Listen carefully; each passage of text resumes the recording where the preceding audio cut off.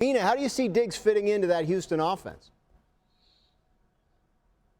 Extremely well. And he's going to have to, by the way, to make this deal worth it for them after the adjustment they made to his contract. But yeah, from just strictly a football perspective, he's a phenomenal fit. So complimentary to the receivers who are already on the roster.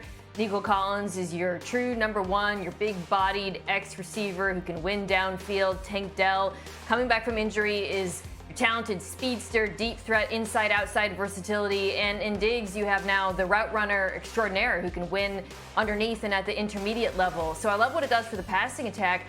I also love what it does for a run game that was, frankly, terrible last year. The Texans offense was 10th in EPA per play throwing the ball, 30th running. Now, there's a number of reasons for that. Injuries on the offensive line certainly factor into it from a run blocking perspective. But they faced the 6th highest rate of stacked boxes in the NFL last season. They did run also a lot on early downs. But you're not going to face that level of stacked boxes regardless of your run-pass balance with these 3 receivers on the field. I can tell you that. I would be very surprised. And if they do, C.J. Stroud will throw it all over the yard. So really, really love what this does for the offense in the short term. And it is just the short term, now we've learned, because of the contract adjustment.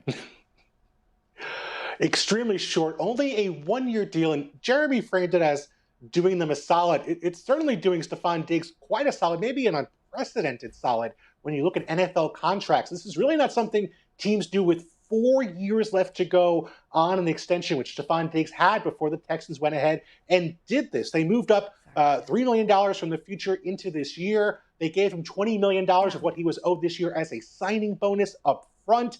And this is a really unique and very curious situation, because if you're the Texans, the only reason you would do this would be if you felt like you had to keep Stefon Diggs motivated for 2024. But if you have to keep Stefon Diggs motivated in this way for 2024, is it really worth sending a second-round pick to get him when you might only have him for 1 year with no ability to get a comp pick in return? Just a unique set of circumstances for the Houston Texans.